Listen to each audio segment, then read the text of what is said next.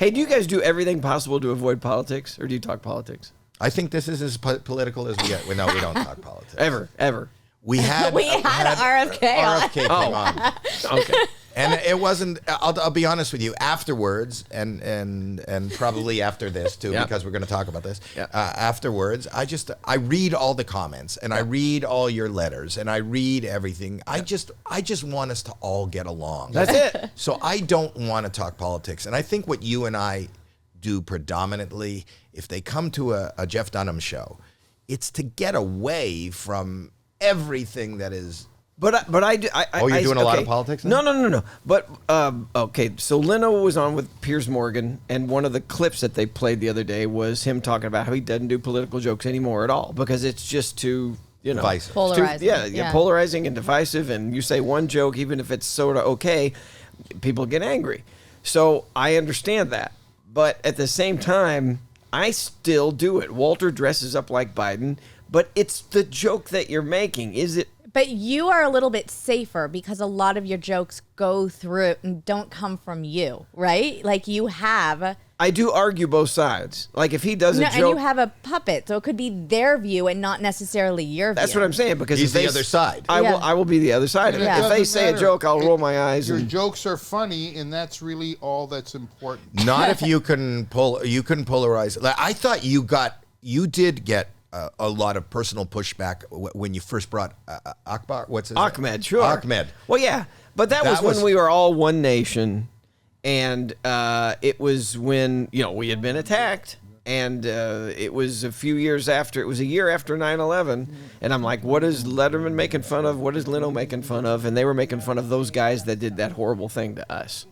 And But you got some? Didn't you get some pushback though from the community? That community? The puppets? It was when we did a YouTube video, and that was when YouTube was just starting to get huge. It was like 2007. And so we did a YouTube video, and it was out of context. It was us singing. It was called Jingle Bombs. Ahmed singing Jingle Bombs, which was a great little song. The YouTube video, at one time, it was the third most viewed YouTube video of all time. For a long time. We had millions and millions of hits. But what happened was people that didn't know my act, didn't know the character, watched it out of context. So when you don't know who I am and what I'm doing, it is offensive because you see this skeleton in a turban and it's like, who is this asshole doing this thing? But if you don't listen to it, it's Ahmed. We say he's not Muslim. We say he's not this, and this. And it's just making fun of a guy that blew himself up. That's it. So, we say we don't make fun of religion, don't make fun of people's beliefs, none of that stuff. It's just this goofy, stupid skeleton. And, yeah, we got a lot of pushback. FBI. I know. So that's what I'm saying. FBI got involved in a whole bit.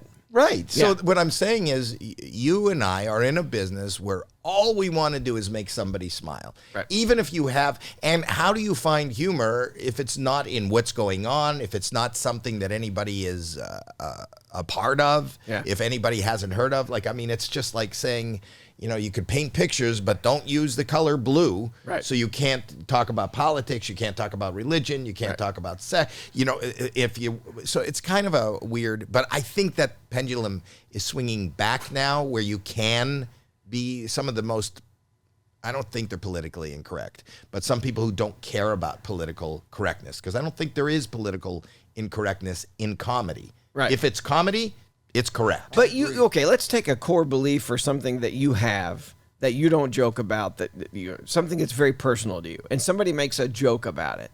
There are different levels of at what point do you stop laughing at that? There are certain things. Let's take somebody's religion. But whether I stop laughing at it doesn't. If their intent is to get a laugh, if their intent is to do comedy, You can tell the difference.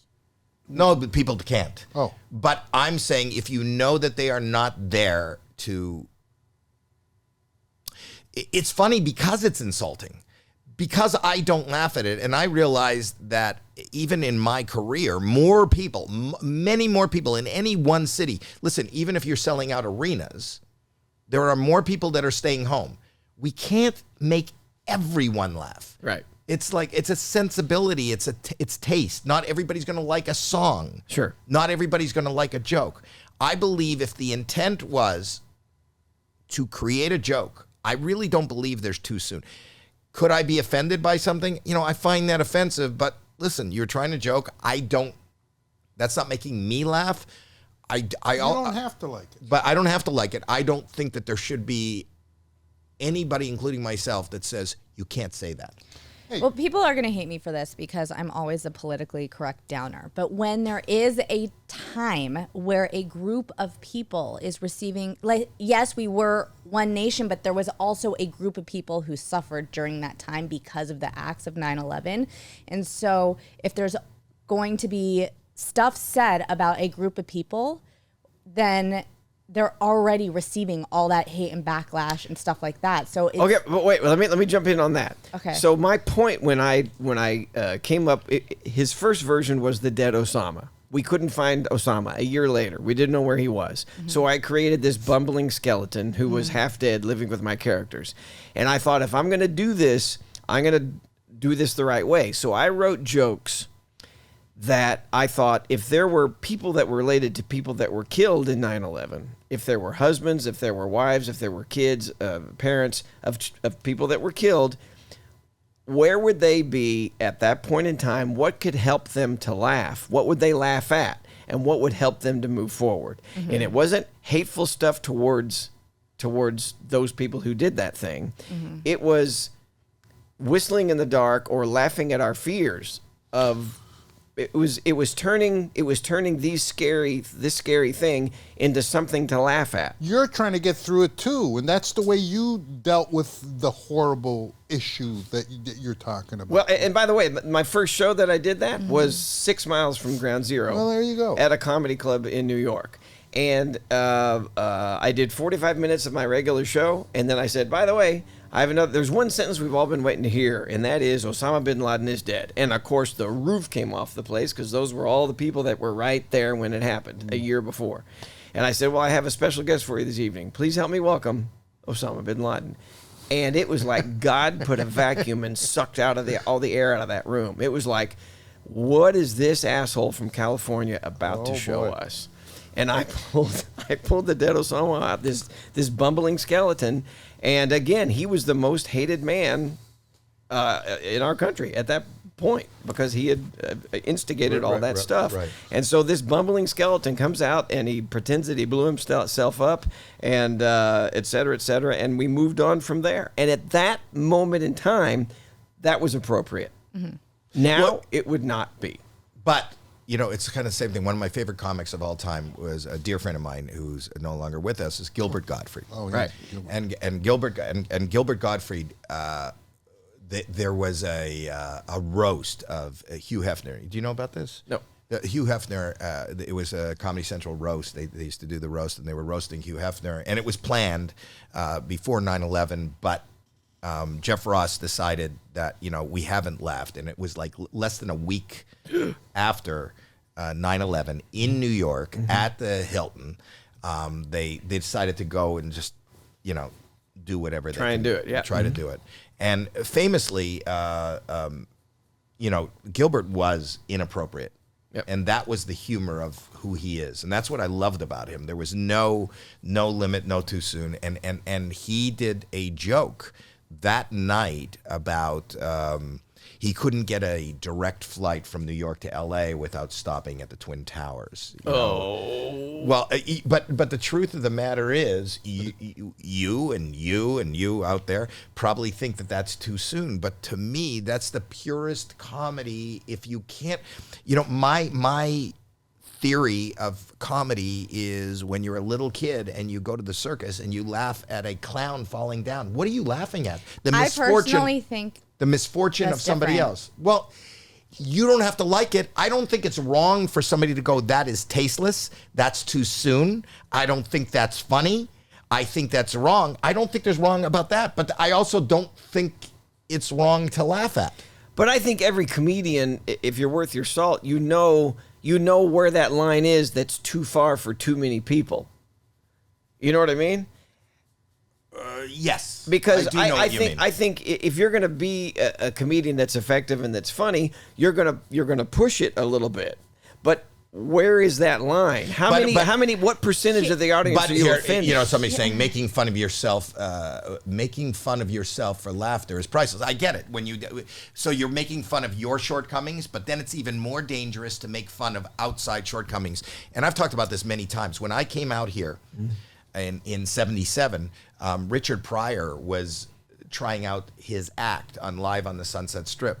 And what I loved about comedy, what I came to in that time when there was that comedy boom out here, was you got to try, at least in the club, you got to push the envelope so far. Richard Pryor, who was a beloved, revered comedian. Genius, was pushing the envelope. I saw moments where the whole audience would go, what the fuck? Sure. You know, and that's too far. And if I repeated any of that stuff today, it probably wouldn't be considered too far, but it was too far, too soon. And even like this person who just mentioned making fun of yourself, you know, he just came off of his freebasing incident. You know, he almost died. He burned himself. Yep. He showed up. He was doing his sets. He had just come from the hospital. He was still wearing the bandages. And he was making fun. You're right, as the person just pointed out. He was making fun of himself, but it was a near-death, drug-induced experience that if you wanted to take the other side, if you want to take all the humor away, you'd go, well, listen, why are you glorifying or get people to laugh at a near-death, drug-induced moment? You could say he had license to do it because it was himself, but there are probably a larger group, at least at that time in America, that would have said, hey, that's not funny. Mm-hmm. That's not funny. Mm-hmm. Just like, why are you making fun of not being able to get a direct flight? The word sense before humor is it's like sense of style, sense of smell. Like maybe you see that this is stylish and that becomes, instead of looking in a magazine and dressing, you know, putting on a plaid shirt and taking your shoes off. But see, you're talking about the art of comedy. I look at it more of a business. It's like, how am I going to get the most number of people to my shows and keep them laughing so they'll want to come back again? Well, you're doing really well at it because you're getting more than anybody else. Well, thanks. But see, I'm not there for the art of comedy. I'm there to entertain everybody. But you don't think what you do is an art? Yeah, I do, but I look at it as a business too. I'm not stupid. I'm not going to get out there and say things that are cutting edge and offensive just for the sake of doing that. But are you doing things that you don't think are funny because you know that they'll think it's funny? Oh, no. I only do stuff that makes me laugh. Yeah, that's the key. You know who Rick Rubin is, the producer? He's a music producer, and he's produced some comedy albums. He talks about how everything that we do is an art form. And if you want to be a true artist, but there's nothing wrong with having commerce involved, but if you're doing something specifically because you think that's going to sell, that's going to get the response, that's going to sell the ticket, that's commerce. If you do something, you know, a real artist, it's like you stand in a room alone and you're painting a picture, you're building a character, you're figuring it out, that's art. And then you got to find this balance of blending this art with commerce if that's what you want to do. If you want to sell your art, you have to. Well, I just know people are paying a ticket price and they expect a great show, and that's what I'm going to give them. And I love doing what I do, and I laugh at my own stuff, and I don't know how it keeps the audience. Well, I think you're one of the most successful, truly deserving successful entertainers out there because you have found a way. I don't know that I could do this. You have found a way where you can have me sit there with my granddaughter and we're both laughing equally as hard. And sometimes it's a double entendre. Sometimes it's, you know. It's a little bit of Shrek. Yeah. There's all ages there. Thank you for that. Yeah. But you know why that is? It's because I grew up doing Cub Scout banquets and shows at church. Everybody's in those audiences. There's grandparents, there's kids, there's brothers or sisters. So somehow my sense of humor was honed over doing not comedy clubs and not corporate things, but things for families, for all ages. So that sense of humor was kind of built in there. And granted, my show has gotten a little PG-13-ish now. There's a few bombs, but I keep them in there to keep the little children away. I don't want 5-year-olds at my show. I don't want 7-year-olds at my show. 12-year-olds, great. if they That's the problem you had, Dad, is kids would come to your show because my- of Bobby's World. Or Well, like, because I have this weird, my stand-up per se was not for the, I don't edit myself. Yep. I don't put the kind of thought you do into comedy. It was a great escape. Comedy Hilarious. found It me, was doesn't matter. The hilarious. point was that what I was doing was not going to be liked by the entire family. What happened was I was lucky enough to get jobs on, like I did Bobby's World and Gremlins and AGT and Deal or No Deal, which is great family network entertainment. Those people started coming out if they see that I'm in a club or an arena, and I can't tell you how many people would go, "Are you kidding me?" right, like Saget. Yes. Yes. And they'd think they were going to see the guy on Full House. Yeah, Full House. No. But the first time I ever saw you do a full show was when we were at the thing in Thousand Oaks. What was that for? We did a fundraiser for the shooting the fire or the shooting. That's right. Yeah. There was a shooting at a country bar, right? Yeah, something like that. A mass shooting at Borderline. Yeah, there was that Borderline shooting, and we went. Thousand Oaks. Do you live in the area? No, I have a friend who was there though. Is she okay? Oh yeah, she's fine, thankfully. Okay. Wait, at the shooting or at your show? That's where I always used to go. Same thing. How many geniuses does it take to screw in a light bulb? I don't know. What makes you think I know? But See, anyway, he does- I gotta tell you, Harry. So seeing your full set at that show was a little bit like the first time I saw Leno do his full set at a comedy club. I never realized how great it was. I never knew how funny you were until I saw the full thing. Because I like everybody else, I'd seen you on AGT and blah, blah, blah, and we'd done stuff together. You talk show when I was on the talk show, but I'd never seen you do a full live set. And it was delightful. Well, thank you. You remind me of Leno, because Leno does. I knew Leno. Leno was the first person. I knew him from he had appeared in the comedy club in Canada. So when I came out to LA, he picked me up and took me out to the Ice House, and he was the only person I knew with a car. Right. And he would drive me. He would take me places, and he was the one comic that was revered and allowed to go to any club. He can go to the Comedy Store and the Improv. There were usually teams, and and he was so funny and so edgy.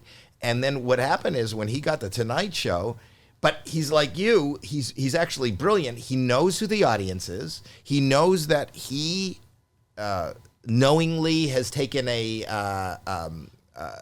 check from corporate America. Yep. And this is broadcast, not cable. And that word broadcast means something. We have to cast broad. You can't offend. You have to bring in as many people of any culture, age, anybody. So he kind of Diluted it. not diluted it as much as catered to it. It's not. He wouldn't. And that's why the majority of people don't know how funny Jay Leno actually is. Well, I don't think anybody really gets to show how great they are on television. I think that it's a fraction of their gifts and abilities. On Sure. AGT for Howie, for example, and Tonight Show with Jay Leno, they don't get to show everything they do because of what you just said, the broadcasting. It kind of... Well, it's also the live experience, too. Because the true artist plays off the crowd, and you know how to work a room and all that stuff, which you don't get on TV. You're generalizing it for that audience. But you played, and I watched you play live and You flew have around. to go? Are you only doing 1 foot? You only do one foot. I'm only going to do one foot because Okay. it's so much fun. I don't Well, that think I way can we're handle it. going to get like a before and after just from left to right. That's good. That yeah. is good. So what I was saying was, what I was amazed at that night, you were trying stuff out. Oh. And it was brilliant. Yeah, it got funny. And even the fact that and you are willing to experiment and play and know, and you take Well, it. I do that every single show, by the way. What do you do? I try out new jokes. I'll pull out a piece of paper for a full paying crowd because I'm working on my next special, and I tell them that, and I love that. And I learned that from Rodney Dangerfield when I saw him in New York at Dangerfields? no, Catch? Catch Rising Star. Yeah. when he walked on stage and one night late and just pulled out a piece of paper and started reading it, and everybody loved it. Just read the jokes. So I still do that in my live show because I'm working on a Christmas special right now. So I'm doing Christmas material. Well, you know, it's really funny because I've been dropping in on the Ice House. Have Yeah? you been over to the Ice House No. lately?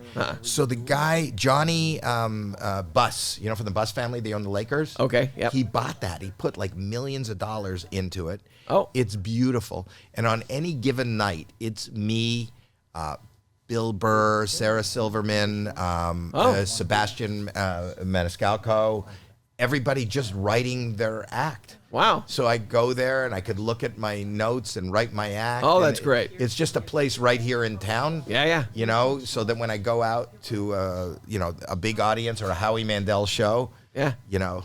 That's great. Well, the last point on Leno is that he's such a storyteller, and some of his stories from when he was younger are so great, and you just miss that when it's just joke.